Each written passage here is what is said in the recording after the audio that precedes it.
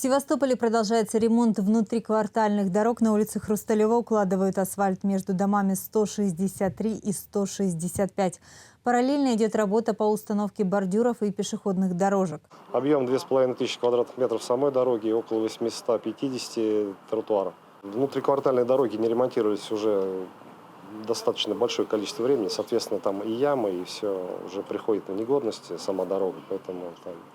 Всего в этом году планируют отремонтировать 14 внутриквартальных дорог. Это более 10 тысяч квадратных метров. На эти цели выделили 112 миллионов рублей, сообщил заместитель директора управления по эксплуатации объектов городского хозяйства Севастополя Алексей Зубарев.